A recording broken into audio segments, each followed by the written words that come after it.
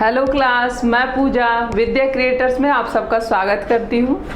Class आज हम लोग संस्था चैप्टर पे ही चर्चा करेंगे, क्योंकि संस्था चैप्टर हम लोग का ख़त्म होने वाला था, लेकिन टेक्निकल प्रॉब्लम से बीच में ही हम लोग की क्लास मेरी रुक गई थी, तो मैं उसे कंप्लीट नहीं कर पाई थी। तो आज जहाँ से उस दिन रुक गई थी, मतलब वीडियो रुक गया था, उसके आगे ही हम पढ़ाएंगे और आज हम संस्था चैप्टर कंप्लीट कर लेंगे। लेकिन जो है, चूँकि एक लंबा गैप हो गया है, तो आप लोग एक बार पूरा संस्था ही थोड़ा बहुत देख लीजिए, जिससे कि आप लोग को रिवाइज भी हो जाए और चीज़ें रिकॉल भी हो जाए। तो हम संस्था का उद्विकास पढ़ा रहे थे आप लोग को, और तभी जो है लाइट चली गई थी और क्लास रुक गई थी, और फिर मैंने उसको आगे कंप्लीट भी नहीं कर पाई थी मैं। तो हम आप लोग को संस्था के बारे में एक बताए थे ऐसे ही कि संस्था किसे कहते हैं। उसके बाद से फिर मैंने आप लोग को परिभाषाओं के थ्रू भी बताया था। ऐसे हम बताए थे कि नियम, कार्य प्रणालियों, कानून को ही हम जो है संस्था कहते हैं। और किसी भी समिति का जब निर्माण किया जाता है तो उसमें जो नियम, कानून और कार्य प्रणालियों की जो व्यवस्था की जाती है उसी को हम संस्था कहते हैं। ये बात हमने ऐसे जनरली जान लिया था। इसके अलावा फिर हम लोग जो है परिभाषा के थ्रू भी चीज़ों को समझे थे। मैकॉम, पेज, समनर, बोगार्डस, आगबर्न, न्यूकॉफ, इन सब की परिभाषाओं के द्वारा हम देखे थे कि हर संस्था का एक उद्देश्य होता है और उसका कार्य होता है मनुष्य की आवश्यकताओं की पूर्ति करना, और इसी आवश्यकताओं की पूर्ति के लिए संस्था बनता है। यही है कि कोई भी संस्था चूँकि अदृश्य होता है और वो नियम, कानून, कार्य प्रणालियाँ होती है, तो वो व्यक्तियों के द्वारा अपना कार्य करवाता है। तो वही व्यक्तियों का जो संगठन होता है वही समिति होता है, और समिति के लोग जो नियम, कानून, कार्य प्रणाली पे कार्य करते हैं उसी को हम संस्था कहते हैं। इतनी चीज़ें हम लोग समझ लिए थे। उसके बाद से हम लोगों ने ये भी देखा था परिवार और राज्य की प्रकृति को, कि क्या ये परिवार मतलब संस्था है या समिति है। तो हम लोग इसमें ये भी देख लिए थे कि इसमें संस्था और समिति दोनों है। जैसे परिवार में जब व्यक्तियों के संगठन की बात करते हैं तब तो ये समिति हो जाता है, लेकिन जैसे ही हम बात करते हैं विवाह की, उत्तराधिकार की, संपत्ति के बंटवारे की, तो फिर वो संस्था हो जाता है। सेम ऐसे ही राज्य के साथ भी है कि जब हम बात करते हैं राज्य में लोगों की संख्या की और लोग मिलके एक संगठन बना के काम कर रहे हैं, तब तो फिर, और सबसे मेन बात कि राज्य को जानबूझ के बनाया जाता है, उसका एक उद्देश्य होता है। इस दृष्टिकोण से जब हम देखते हैं तो फिर वो समिति बन जाता है। लेकिन जैसे ही हम फिर उसकी जो नियम, कानून है, जो संविधान है, जो अन्य भी धाराएं हैं, इन सब की बात हम जब जैसे ही करते हैं तो फिर वो संस्था के रूप में हमें दिखाई देता है। ये हम लोगों ने समझा था। उसके बाद से फिर हम लोग संस्था की विशेषता के बारे में देखे थे कि संस्था क्या विशेषता क्या है, क्या क्या मतलब फुलफिल करता है। तो हम देखे थे कि ये जो है एक सांस्कृतिक व्यवस्था की इकाई के रूप में काम करता है, यानी कि सांस्कृतिक व्यवस्था को भी बना के रखता है, और अस्थायित्व की इसमें स्थायित्व भी होता है। कोई भी संस्था तुरंत नहीं चेंज होता है। संस्था बनने में भी बहुत टाइम लगता है और संस्था को ख़त्म होने में भी बहुत टाइम लगता है। संस्था तब तक नहीं ख़त्म होता है जब तक कि वो मानवीय आवश्यकताओं को पूरा करना बंद ना कर दे।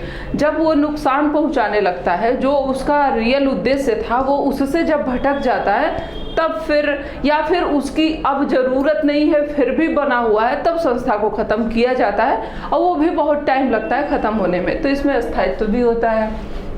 इसके बाद से हमने ये देखा था कि संस्कृति को, जो भौतिक संस्कृति है या भौतिक संस्कृति है, उसको आगे बढ़ाने का भी काम करता है। संस्था में दो उपकरण होते हैं, एक भौतिक होता है जैसे कि व्यक्तियों के रूप में, सामानों के रूप में। ये मैंने स्कूल को उदाहरण दे के साथ आप लोग को समझाया था कि जब हम बात करते हैं स्कूल की, तो वहाँ पे जो बेंच है, डेस्क है, घंटी है, जो क्लासरूम है, वो सब उसके भौतिक उपकरण हो गए। और जो वहाँ पे टाइमिंग है, जो टाइम टेबल है, जो क्लास चलने की टाइमिंग है, जो सैलरी का सिस्टम है, जो बोर्ड का है कि किस बोर्ड से पढ़ाई होगी, और जो परीक्षा प्रणाली है, ये सब उसके अभौतिक उपकरण हो जाते हैं। ठीक, इसके बाद से प्रत्येक संस्था का प्रतीक होता है। जैसे हर स्कूल का एक प्रतीक होता है ना, हर कोचिंग का एक प्रतीक होता है, हर संस्था का एक प्रतीक होता है। ये तो आप लोग देखते ही होंगे, अगर नहीं नोटिस करे होंगे तो आज ही अपने आसपास में जो भी संस्था हो तो उसका आप लोग देखिएगा, उस प्रत्येक संस्था का कोई ना कोई प्रतीक होता है, ठीक। और संस्था का स्पष्ट उद्देश्य भी होता है। ऐसा कोई संस्था नहीं हो जिसका उद्देश्य नहीं है और संस्था बना है, नहीं। समिति बनता ही, समिति का निर्माण ही किया जाता है किसी उद्देश्य के लिए, और समिति में ही संस्था भी होता है, क्योंकि वो किसी नियम कानून पे ही तो चलेगा, और जैसे ही बात नियम कानून की आती है तो फिर वहीं से संस्था हो जाता है। और संस्था लिखित और अलिखित दोनों होती हैं। अलिखित में प्रथा है, परंपरा है, और जो भी रीति रिवाज है ये सब उसमें आ जाता है, ठीक। और लिखित तो खैर लिखित है ही, लिखित में तो आपको कुछ बताना नहीं है कि नियम कानून लिखित होते हैं कि नहीं होते हैं। अब बात जब नियम कानून की करते हैं तो फिर वो संस्था है। और इसमें हम लोगों ने देखा था समिति और संस्था में अंतर, कि समिति जो है वो व्यक्तियों का समूह होता है, और संस्था जो है कार्य प्रणालियों, विधि विधानों की व्यवस्था होती है। हमने इसमें ये भी देखा था कि समिति जो है व्यक्तियों से मिलके बनता है, इसलिए हम उसे देख सकते हैं, जबकि जो संस्था होता है वो नियम कानून कार्य प्रणालियों से मिलके बनता है तो हम उसे नहीं देख सकते हैं, यानी कि वो अदृश्य होता है। फिर हमने ये भी देखा था कि समिति स्थापित की जाती है, और ये भी बताया जा सकता है कि इस समिति की स्थापना किसने की, लेकिन संस्था के साथ ऐसा नहीं होता है। संस्था समय के साथ धीरे धीरे बनता है, और ये कब बना ये भी पता नहीं रहता है कि कब इसका निर्माण हुआ और किसने किया, क्योंकि वो एक आदत से शुरू होता है। मैंने आप लोग को उस दिन उद्विकास जब बता रही थी तो वो शुरुआत में की थी, खैर कंप्लीट नहीं हो पाया था, लेकिन आप लोग को अगर रिकॉल हो रहा होगा तो आप लोग को ये बात भी समझ में आ रही होगी कि ये सच है कि संस्था का विकास किसने किया, संस्था की शुरुआत किसने की, ये कहा नहीं जा सकता है, बताया नहीं जा सकता है, ठीक है। और फिर हम लोगों ने क्या देखा था कि समिति अस्थायी होती है, यानी कि जैसे ही उसका उद्देश्य पूरा होता है समिति को खत्म कर दिया जाता है, उसको समाप्त कर दिया जाता है। जबकि संस्था जो है अपेक्षाकृत अस्थायी होता है। अपेक्षाकृत अस्थायी का मतलब कि जब तक ये मानवीय आवश्यकताओं की पूर्ति करता है, जब तक ये मानव के हित में कार्य करता है, तब तक ये जीवित रहता है, ठीक है। अब हम क्या देखेंगे कि समिति जो है ना व्यक्तिगत हित पे कार्य करता है, लेकिन जो संस्था होता है वो समूह के कल्याण पे बात करता है। समिति किसी निश्चित उद्देश्य के लिए बनती है, ठीक है, तो वहाँ पे तो होगा कि हाँ ये एक निश्चित उद्देश्य के लिए, और जो लोग उससे हित से जुड़े हैं वही उनसे जुड़ेंगे और वही उस पर कार्य करेंगे, तो यानी कि वो किसी ग्रुप का ही तो कल्याण कर रही है। लेकिन संस्था जो है रीति रिवाज प्रथा परंपरा क्या किसी एक व्यक्ति या किसी एक समूह के लिए होता है? नहीं होता है, तो वो जो है सबका कल्याण करता है, ठीक। उसके बाद से हम लोगों ने देखा था समिति के कुछ औपचारिक नियम होते हैं जो साधारणतः लिखित रूप में होते हैं, लेकिन संस्था जो है अलिखित और अनौपचारिक होता है, ठीक है। अगर हम बात इसकी प्रथाओं, रूढ़ियों और परंपराओं के रूप में करें तो फिर ये सब कुछ अलिखित होता है, ठीक। और समिति के नियंत्रण शक्ति अपेक्षाकृत कमजोर और शिथिल होती है, जबकि संस्था की बहुत मजबूत होती है। अगर कानून की बात करें तो वहाँ तो मजबूती दिखाई देती है, लेकिन अगर हम रूढ़ी की बात करें, लोकाचार की बात करें, तो यहाँ पे भी काफ़ी अच्छा मतलब कंट्रोल पावर इसके पास होता है समाज को कंट्रोल करने के, क्योंकि अगर आप लोकाचार का उल्लंघन करते हैं तो फिर आपको समाज दंड देता है, क्योंकि लोकाचार का मतलब कि इसको पालन करना ही है। वहाँ पे शुड की कोई मतलब चर्चा नहीं होती है, वहाँ पे मस्ट की चर्चा होती है कि आपको करना ही है, ठीक है। तो इसकी नियंत्रण शक्ति शिथिल होती है और उसकी कैसी होती है? मजबूत होती है, ठीक है। अब हम नवा देखें कि समिति विशेष हितों या उद्देश्यों की पूर्ति करता है। जिस उद्देश्य के लिए समिति बनता है वो उसी के लिए काम करता है, ठीक है। और संस्था जो है वो समितियों के हितों की पूर्ति के साधन के रूप में कार्य करता है। वो जैसे कि संस्था जो है ना वो इस समिति में भी हो सकता है, उस समिति में भी होता है, उस समिति में भी हो सकता है, सेम संस्था। लेकिन समिति तो एक निश्चित उद्देश्य के लिए बना है ना भाई। नियम कानून कार्य प्रणालियाँ जो होती हैं, जो भी हायरार्की की बात होती है, जो भी अधिकार की बात होती है, टाइमिंग की सेट करने की जो बात होती है, ये तो हर जगह पाया जाता है ना। तो संस्था तो हर जगह हो सकती है, तो इसीलिए वो एक साधन हो गया, क्योंकि वो हर जगह है, उसी के थ्रू हम अपने उद्देश्य को पूरा कर रहे हैं। लेकिन समिति जो है ना, वो विशेष हितों की पूर्ति के लिए ही बनी होती है, वो सिर्फ उसी पे कार्य करती है। ठीक, हितों की मित्रता के कारण समितियों के कई प्रकार पाए जाते हैं। समिति की हितों की पूर्ति के लिए किसी न किसी प्रकार की संस्था का होना आवश्यक है। बिना संस्था के कोई भी समिति अपने उद्देश्य को पूर्ति कर ही नहीं सकती है, क्योंकि अगर किसी संस्था में कार्य प्रणाली नहीं है तो फिर वो अपने उद्देश्य को कहाँ से पूरा करेगी, नहीं कर पाएगी। तो इसलिए समिति में संस्था का होना जरूरी है। अगर सब लोगों का संगठन ही बना दिया जाए और कोई नियम कानून ना बने, तो क्या आपको लग रहा है कि वो समिति लंबे समय तक चल पाएगी और वो किसी उद्देश्य का पूर्ति भी कर पाएगी? नहीं कर पाएगी। यही रीजन है कि समिति का भी निर्माण किया जाता है, तो उसमें एक हायरार्की बनाई जाती है कि कौन अध्यक्ष रहेगा, कौन उपाध्यक्ष रहेगा, कौन सचिव रहेगा, कौन उप सचिव रहेगा, महामंत्री पद, ये सारे दिए जाते हैं। बहुत सारे फिर कार्यकर्ता उसमें जोड़े जाते हैं। तो इस तरीके से कार्य होता है। अगर ये सारे हायरार्की ना बने, नियम कानून ना बने, सबके कार्य को ना बांटा जाए, तो फिर उद्देश्य की पूर्ति कहाँ हो पाएगी? नहीं हो पाएगी। ठीक, फिर संस्था एक पीढ़ी से दूसरी पीढ़ी को हस्तांतरित होती है, जबकि समिति जैसे ही अपना कार्य कंप्लीट कर लेती है, खत्म हो जाती है। ठीक है, और संस्था जो है पीढ़ी से दर पीढ़ी चलती रहती है। मनुष्य समितियों के सदस्य होते हैं, और मनुष्य जो है संस्थाओं के सदस्य नहीं होते हैं, क्योंकि संस्था चूंकि नियमों और कार्य प्रणालियों की व्यवस्था है, तो नियम कानून कार्य प्रणाली चूंकि अदृश्य होते हैं, तो आप जब खुद दृश्य हैं तो आप किसी अदृश्य के सदस्य कैसे बन सकते हैं? तो इसलिए मनुष्य जो है समितियों का सदस्य होता है, संस्थाओं का नहीं। ये मैकलम पेज की बहुत ही फेमस परिभाषा है और ये बार बार पूछा भी जाता है। ये मैं फास्ट इसलिए बोल रही हूँ क्योंकि ये सब मैं आप लोगों को पढ़ा चुकी हूँ, लेकिन मुझे लग रहा है कि एक लंबा गैप हुआ है तो चीज़ें बीच में छूट जाती हैं, तो फिर उसे समझने में दिक्कत होती है, तो कहीं समझने में आप लोगों को कोई परेशानी ना आए। फिर हम लोगों ने संस्था के प्रकार को देखा था। हम देखे थे कि समिति कैसे, एक समिति में ही संस्था के भी लक्षण पाए जाते हैं और उस समिति के कुछ विशेष उद्देश्य भी होते हैं, और इन विशेष उद्देश्यों की पूर्ति के लिए किस तरीके से वो संस्था को साधन बना के अपनी पूर्ति करती है। ठीक, ये हमने देखा था। जैसे कि परिवार की बात करें तो परिवार में विवाह, घर, उत्तराधिकार, ये सब संस्था में आता है, क्योंकि एक नियम के तहत चलता है।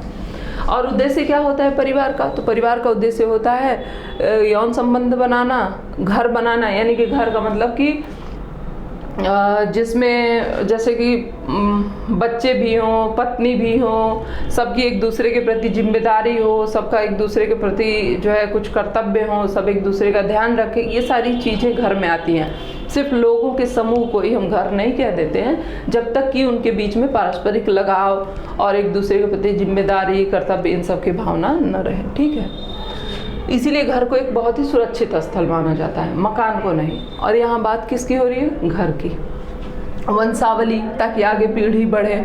शिक्षण, मतलब शिक्षण का यहाँ मतलब समाजीकरण हो जाएगा। ठीक है, और फिर महाविद्यालय का भी हमने बताया था कि व्याख्यान, परीक्षा प्रणाली, संस्थापन, ये सब जो है विद्यालय की संस्था में आते हैं। और उद्देश्य क्या होता है? तो शिक्षा देना और व्यावसायिक, मतलब जो शिक्षा दे रहा है, व्यावसायिक जो ट्रेनिंग दे रहा है, इन सब, ये सब उसके उद्देश्य हो जाते हैं। सेम ऐसे ही व्यापारिक संघ की बात करें, व्यापार की, तो हिसाब किताब की प्रणाली, संस्थापन, अंश पूंजी, ये सब संस्था हम आप लोग को बताए थे, और लाभ, इसका उद्देश्य बताए थे। ये हमने पूरा आप लोग को डिटेल में उस दिन बता दिया था। अगर आप लोग को मतलब ऐसे तो रिकॉल हो जाना चाहिए मेरे बताने से, लेकिन नहीं हो रहा होगा तो आप लोग उस लेक्चर को एक बार देख लीजिएगा। अब देखिए हम लोग मेन टॉपिक पे आ गए, जहाँ से क्लास हमारी छूटी थी। अब हम बात करेंगे संस्थाओं के उद्विकास की। ठीक है, हम संस्था के उद्विकास की चर्चा करेंगे।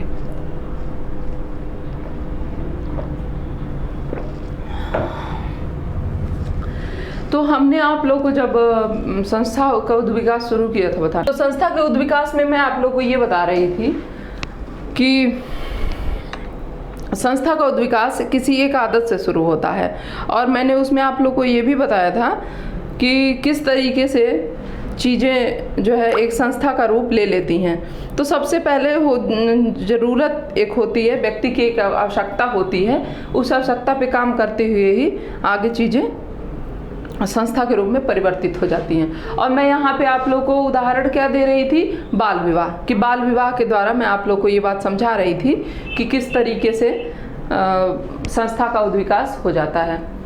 तो जब हम संस्था बताने में, और मैं बाल विवाह का ही उदाहरण दे रही थी, तो मैं बाल विवाह के उदाहरण के द्वारा ही आप लोगों को ये चीज़ मैं समझाऊंगी भी, ठीक है, ताकि आप लोग उस चीज़ से रिलेट कर सकें। अगर मैं कुछ नया एग्जाम्पल दूंगी तो फिर आप लोग का पूरा पिछला समझना बेकार होगा, तो इसलिए आप लोग वहीं से फिर से शुरू करिए, ठीक। तो फिर हम लोग संस्था के उद्विकास की बात करते हैं। देखिए, मैं आप लोग को क्या बता रही थी कि जो है किसी भी संस्था की विकास के लिए क्या होता है कि सबसे पहले व्यक्ति के मन में जो है उसकी एक कोई ज़रूरत हो, उसकी कोई एक आवश्यकता हो, ठीक। तो जब उसकी आवश्यकता होगी तो वो फिर उसके मन में एक विचार आएगा, एक धारणा आएगी, ठीक है, कि हम इसको कैसे पूरा करें। तो उसके मन में जब कोई भी विचार या धारणा आएगी,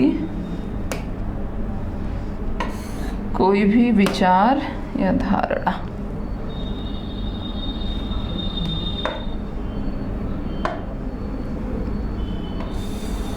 जैसी जरूरत रहेगी उसी हिसाब से उसके मन में विचार आएंगे।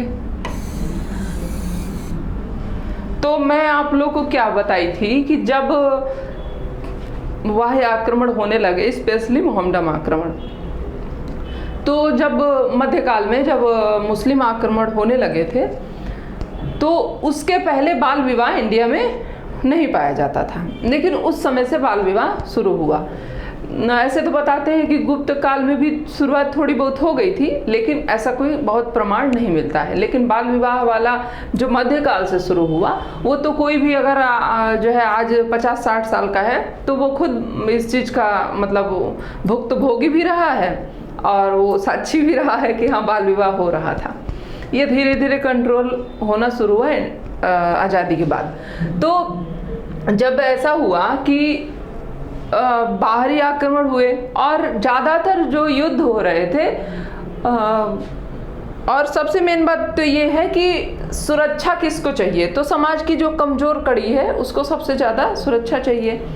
और जो बाहरी लोग आए थे तो वो कोई परिवार लेके तो आए नहीं थे, वो तो मतलब एक राजा उसके परिवार अगर आया भी है तो सैनिक अपने परिवार लेके तो आए नहीं है। तो ज़्यादातर क्या हो रहा था कि यहीं की लड़कियों से वो लोग शादी कर रहे थे।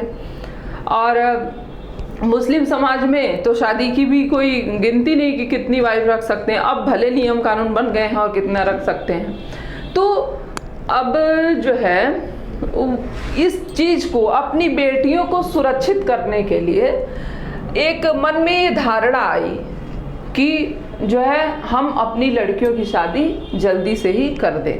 अब इनको जो है बाहर पढ़ने के लिए भेजने, बाहर पढ़ने का मतलब किसी शहर में नहीं, जैसे कि स्कूल में ये पढ़ने जाएं, फिर बड़ी हों, फिर इनकी शादी हो, तो ये इतना लंबा इंतज़ार करने की ज़रूरत नहीं है। जल्दी से जल्दी लड़कियों की शादी करके इनको सुरक्षित इनके घर पे भेज दिया जाए। तो इस तरीके की धारणा किसी के मन में आई, क्योंकि आवश्यकता ये थी कि हमारी लड़कियां हमारे ही जाति में रहें और वो किसी अन्य जाति में ना जाएं, अन्य धर्म में ना जाएं। तो इसके लिए किसी के मन में विचार आया। देखिए, मैं ये समझाने के लिए समझा रही हूँ, ठीक है, कि ऐसा हुआ होगा, या तो इसका मतलब ये नहीं कि यही सत्य है, लेकिन सत्य के बहुत करीब है। क्योंकि चीज़ें, अगर कोई चीज़ बन रही है तो उसके पीछे जरूर कोई ना कोई कारण होगा, कोई ना कोई आवश्यकता होगी, तभी संस्था का विकास होता है। वर्तमान में तो बाल विवाह की बात करें तो ये कुरीति है, क्योंकि लेकिन उस समय ये कुरीति नहीं थी। तो क्यों नहीं थी, इसी पे हम लोग चर्चा कर रहे हैं। और हम ये भी जान जाएंगे कि संस्था का उद्विकास कैसे होता है, और ये भी जान जाएंगे कि वो उस समय कुरीति क्यों नहीं थी। तो देखिए, फिर आवश्यकता थी कि हम जल्दी से इनको इनके घर सुरक्षित पहुंचाए। तो फिर एक व्यक्ति के मन में विचार आया कि क्यों ना हम लोग जो है शादी कम उम्र में ही कर दें, ठीक, लड़कियों की शादी कम उम्र में करके इनको इनके घर भेज दें। तो अब बात उसके मन में विचार आया, ठीक, उसके मन में विचार आया, वो जो है अपनी एक बेटी की शादी किया, ठीक, ये सिर्फ विचार और धारणा है, ठीक है। फिर वो अपनी एक बेटी की शादी किया, फिर उसके बाद से वो अपनी दूसरी बेटी की शादी भी कम उम्र में कर दिया। ये क्या हो रहा है, व्यक्तिगत हो रहा है। एक व्यक्ति के मन में विचार आया, वो अपनी एक लड़की की शादी जल्दी से किया, फिर उसी विचार को उसने दोहराया और फिर अपनी दूसरी भी बेटी की शादी कर दिया जल्दी से। अब क्या हो गया, ये उसकी व्यक्तिगत आदत हो गई। उस समय बच्चा बच्ची एक तो होते नहीं थे, 6 7 8 9 होते थे। अब वो जो है यही शुरू कर दिया कि उसके घर में जितनी भी लड़कियां हैं सबकी शादी वो कम उम्र में ही करेगा, ठीक। अब ये जो उसकी आदत थी ये समूह को भी अच्छी लगी, मतलब वहां पे जो अन्य लोग थे उनको भी ये चीज अच्छी लगी और पूरा समूह ही, पुनरावृत्ति का मतलब होता है दोहराना, फिर पूरा समूह ही इस चीज को दोहराने लगा, यानी कि सब लोग अपनी बेटी की शादी जल्दी करने लगे। तो जब सब अपनी बेटी की शादी जल्दी करने लगे तो ये क्या हो गया, जन रीति, यानी कि उस रीति को जन लोग भी, अन्य लोग भी अपनाने लगे। तो ये क्या बन गया, जन रीति बन गया। पहले व्यक्ति के मन में विचार आया था, फिर उसने उस विचार को क्रिया में बदला, यानी कि किया अपनी बेटी की शादी, फिर उसके घर में जितनी लड़कियां थी सबकी किया। अब क्या हो गया, उसकी व्यक्तिगत आदत हो गई, उसके परिवार में अब ऐसे ही हो रहा है। तो अब जब ये व्यक्तिगत आदत हो गई, ये लोगों को भी उसकी आदत अच्छी लगी, फिर पूरा समूह ही इसको फॉलो किया और सब ने अपनी बेटी की शादी जल्दी करने लगे। ये बन गया जनरीति, ठीक। अब इस जनरीति में जब सामूहिक अनुभव जुड़ा, यानी कि समूह के लोग भी इस अनुभव में शामिल हुए, उन्हें भी लगा कि नहीं ये सही है, जल्दी शादी कर देने में ही हमारी बेटियां सुरक्षित हैं, तो उसको मान्यता मिल गई। इस क्रिया को, इस अनुभव को क्या हुई, मान्यता मिल गई कि हाँ सच में ये सुरक्षित है। तो क्या बन गया, प्रथा। यानी कि जब जनरीति में समूह का अनुभव भी जुड़ जाए, सभी उसको मान्यता देने लगे कि हाँ ये सही है, तो क्या बन जाता है, प्रथा बन जाता है। अब हम बात करेंगे प्रथा के आगे की, कि जब इसी प्रथा को समूह की स्वीकृति मिल जाती है।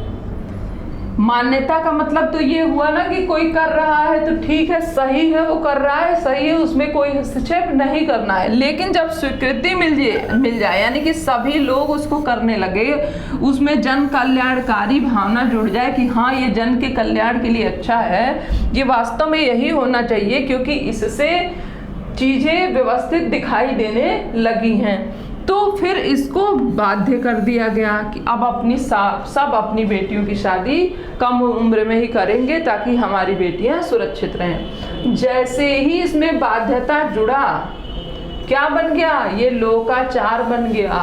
लोकाचार को ही रूढ़ी कहते हैं, लेकिन आप लोग इसे इंग्लिश में याद करिएगा मोर्स के रूप में, क्योंकि बहुत बार जो है ना यही ऐसे ही इंग्लिश में ही लिख के आ जाता है कि इसमें से किसका पालन न करने पे दंड मिलता है।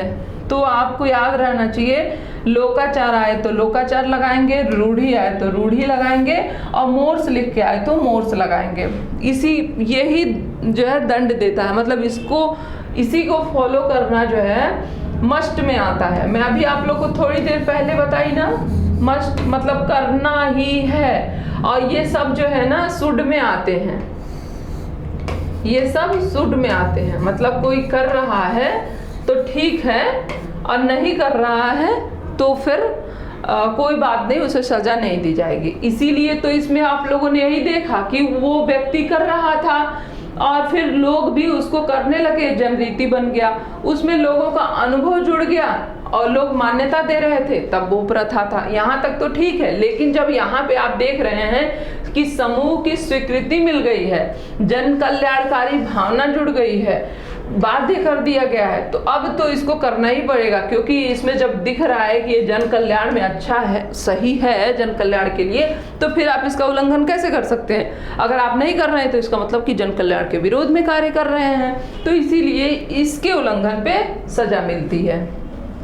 ठीक, अब हम बात करेंगे लोकाचार की, कि जैसे ही जो रूढ़ी है उसमें निश्चित नियम कार्य प्रणाली जुड़ जाता है, तो बस उसका एक निश्चित ढांचा तैयार हो जाता है और उसी को संस्था कह देते हैं। जैसे कि नियम बना था कि 9 साल तक की लड़कियों की शादी कर देंगे, फिर उम्र बढ़ा के भी 11 साल किया गया कि मैक्सिमम 11 साल तक कर देंगे। तो ये क्या था, अगर कानून बन के सामने आ रहा है और ये कहा जा रहा है कि इतनी उम्र तक शादी करनी है, तो ये संस्था ही तो है। अब तक ये जो है अलिखित थी, लेकिन अब लिखित रूप में आ गई। ठीक है, तो यहाँ तक भी ये संस्था का ही कार्य कर रही थी, रूढ़ी में भी, क्योंकि यहाँ पे भले लिखित नहीं था लेकिन उसको पालन करना जरूरी था, उसको मानना जरूरी था। अब सब लोग जो है ऐसा ही कर रहे थे और ऐसा ही करना था। अब देखिए कैसे संस्था खत्म होती है। मैं बताई ना कि जब वो जरूरतें पूरा कर, जब तक संस्था जरूरत पूरा कर रही है तब एक संस्था जीवित रहती है। जैसे ही वो जरूरत पूरा मानवीय आवश्यकताओं की पूर्ति बंद करती है, उसका अस्तित्व भी खत्म हो जाता है। अब देखिए ये कैसे खत्म होगी। ठीक है, अब हम लोग इसमें देख लिए कि इसको इसलिए बनाया जा रहा था, पालन किया जा रहा था, क्योंकि ये हमारी बेटियों को, हमारे परिवार को सुरक्षित कर रहे थे, हमारे धर्म को, हमारी संस्कृति को सुरक्षा, ये व्यवस्था हमारी धर्म, संस्कृति, परिवार, इन सब की सुरक्षा के लिए उपयुक्त थी। ठीक है, अब क्या हुआ कि अच्छा ये मैं उसी पे बताती हूँ कि अब हमारा देश आज़ाद हो गया। ठीक है, देश आज़ाद होने से पहले की बात करें, जैसे कि बाद में आ गए अंग्रेज, तो जब अंग्रेज आ गए तो वो तो पढ़े लिखे थे और सभ्य भी थे। वो भले ऐसा था कि वो अपने लाभ के लिए यहाँ के लोगों को, मनुष्य को मनुष्य ना समझ के बिल्कुल जानवर जैसा व्यवहार किए, लेकिन वो कमाने के लिए करे। ठीक है, बाकी वो शिक्षित थे और सभ्य भी थे, उसमें कोई दो राय है नहीं, क्योंकि उनकी शिक्षा और सभ्यता को अपना के ही हम बहुत तेजी से, हमारे यहाँ उच्च शिक्षित वर्ग जो है, मध्य शिक्षित वर्ग सामने आया और फिर हम जो है नियम कानून की बात करने लगे और धीरे धीरे देश की आज़ादी की चर्चा करने लगे और प्राप्त भी किए। लेकिन जब जैसे कि वो लोग आए और उन्हें सती प्रथा भी एक संस्था ही थी। ठीक, मतलब वो भी रूढ़ी ही थी, उसको भी फॉलो किया जा रहा था और उसको मानना भी अनिवार्य था। यही रीजन है कि लड़कियों को ज़बरदस्ती चिता पे लिटा दिया जाता था, क्योंकि वो लोकाचार बन चुका था, वो रूढ़ी बन चुका था।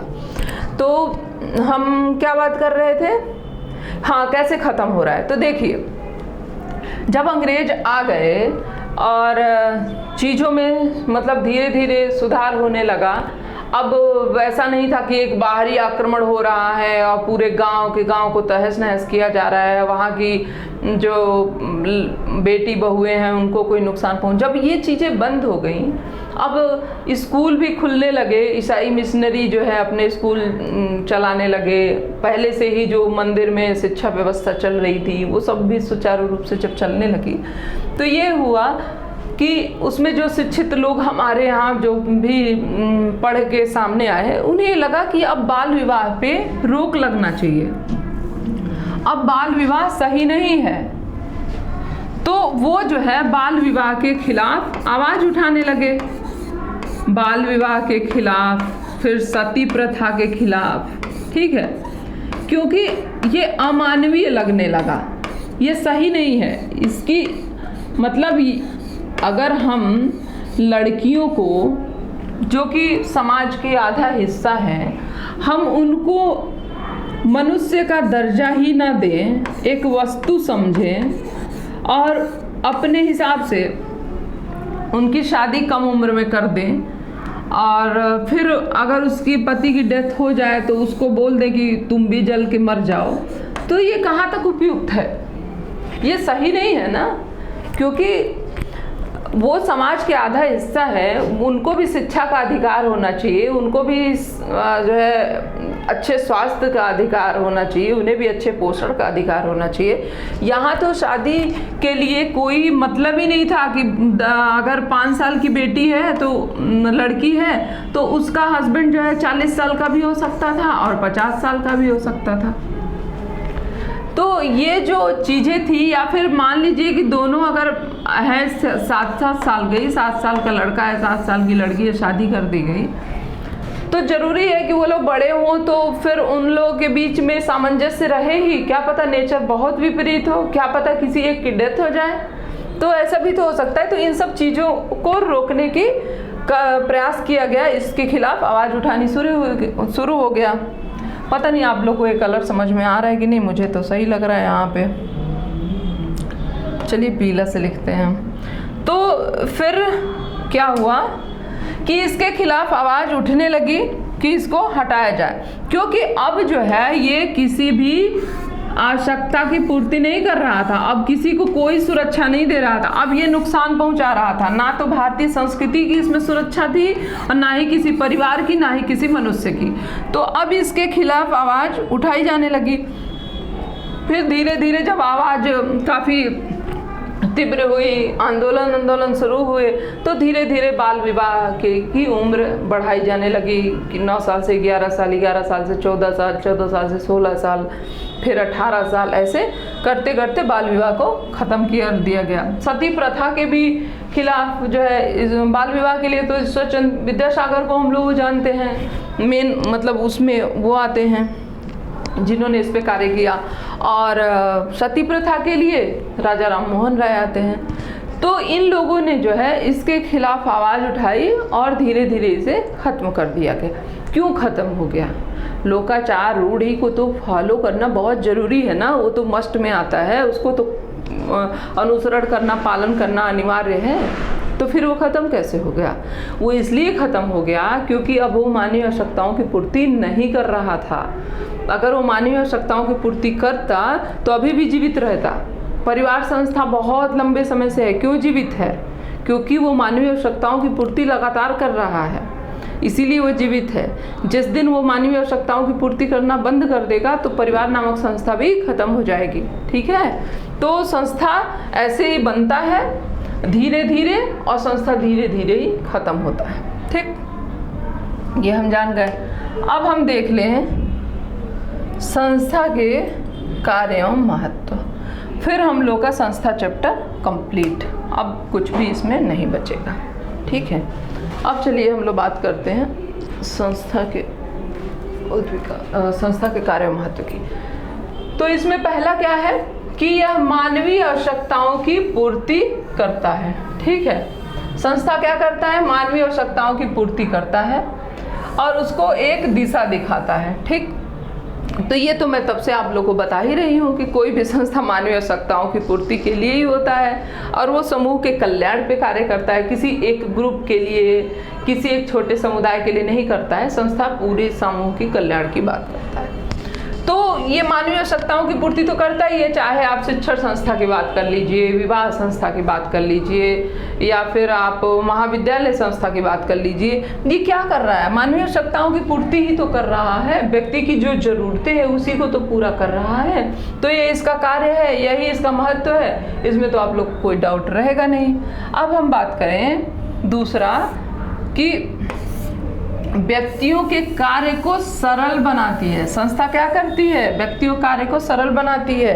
कैसे? क्योंकि ये एक निश्चित पथ तैयार करके देती है ना, एक निश्चित रास्ता है, उसी पे चलना है, तो व्यक्ति का कार्य तो आसान हो ही जाएगा ना। मान लीजिए आपको जो है टीचर बनना है या फिर कोई सरकारी नौकरी करनी है, तो आपको ये पहले से पता है कि हमें हाई स्कूल पास करना है, हमें इंटर पास करना है, हमें ग्रेजुएशन पास करना है, उसके बाद से अगर ग्रेजुएशन के बाद वाले जॉब करनी है तो हमें उसके पेपर्स में देने के लिए बैठना है, उसकी तैयारी करनी है। अगर पीजी के बाद वाला करना है तो हमें पीजी करना पड़ेगा, फिर उसके बाद से हम उस पेपर में बैठेंगे, फिर हम उस पेपर को पास करेंगे, फिर हम अपना डीवी कराएंगे, फिर इस तरीके से हमारी फिर ज्वाइनिंग लेटर आएगी, हमारी चीज़ें कंप्लीट हो जाएंगी।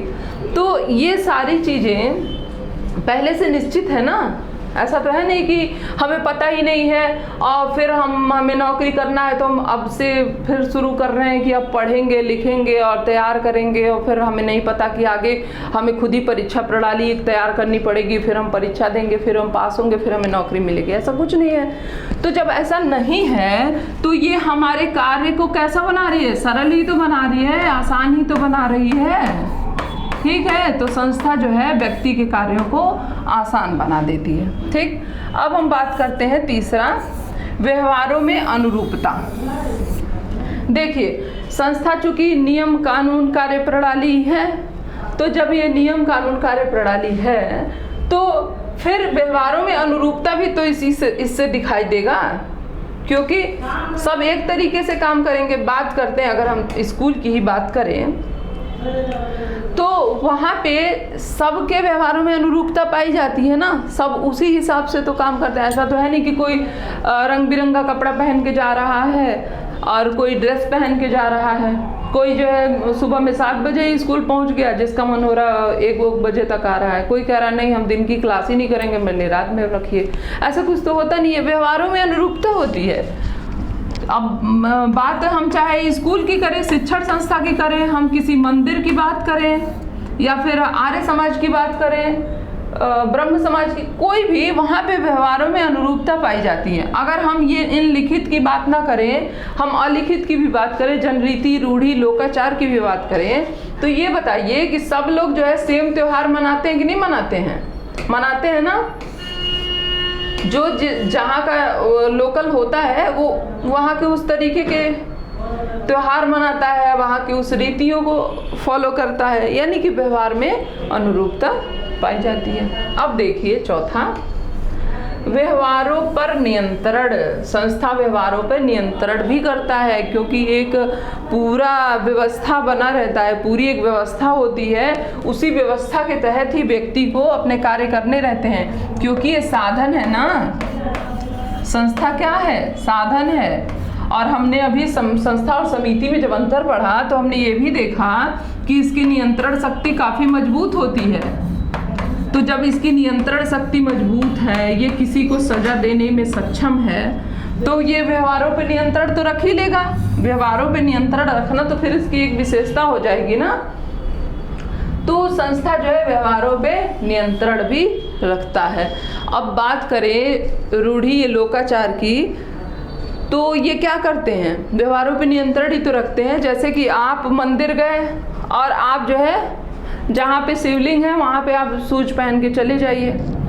ये बताइए वहाँ पे जो लोग होंगे वो आपको जाने देंगे और आप आराम से पूजा करके वापस आ सकते हैं? ऐसा पॉसिबल है? सब लोग आपको पता नहीं क्या क्या कहने लगेंगे। वहाँ के पंडित जी हैं, वो आप पे हाथ भी उठा देंगे, जो और भी रहेगा वो भी आपको मारना पीटना शुरू कर देगा। ऐसा क्यों? क्योंकि आपने यहाँ पे ना लोकाचार का उल्लंघन किया है।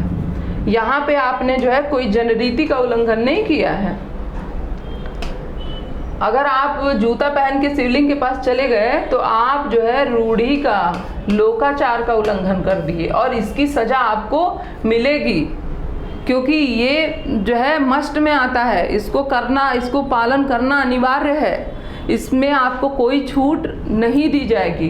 तो इस तरीके से व्यवहारों पे नियंत्रण भी रखता है। ठीक है। संस्कृति में वाहक।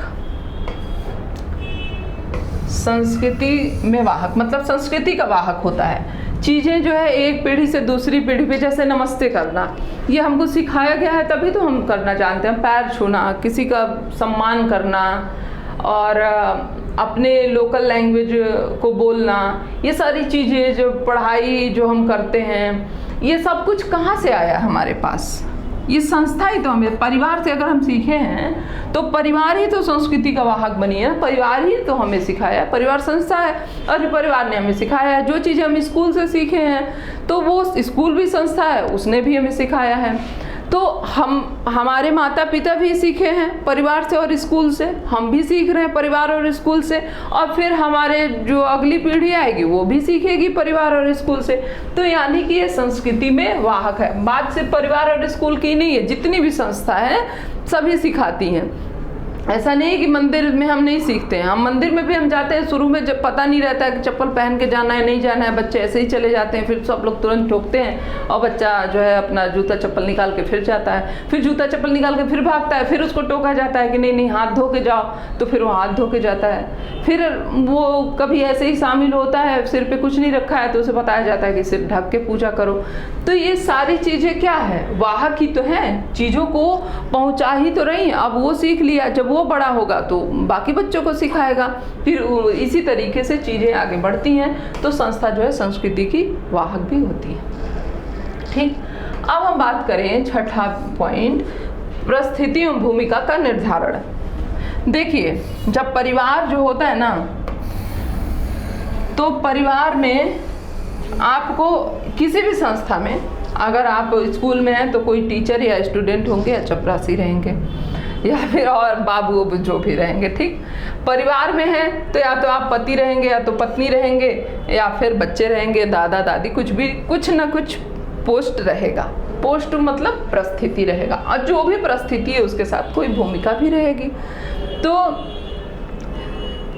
समाज जो है, संस्था हमें पद भी देती है और पद से संबंधित भूमिका भी देती है। यहीं से निर्धारण हो जाता है कि जब कोई पति बनेगा तो उसके क्या क्या ड्यूटीज़ रहेंगे, जब पत्नी कोई बनेगी लड़की तो उसकी क्या क्या रहेगी, दादी क्या करेंगी, जो पापा हैं वो क्या करेंगे, तो ताऊ जी, इस तरीके की जो भी है। अगर आपके साथ परिस्थिति है तो फिर भूमिका का भी निर्धारण संस्था ही करता है। ठीक, ये हो गया।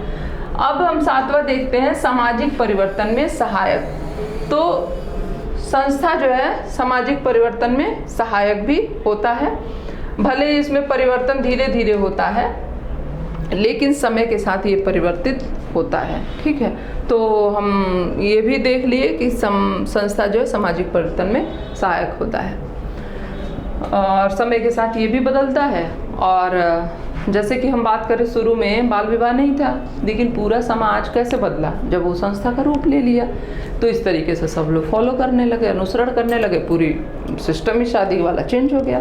तो यानी कि ये परिवर्तन में भी सहायक होता है।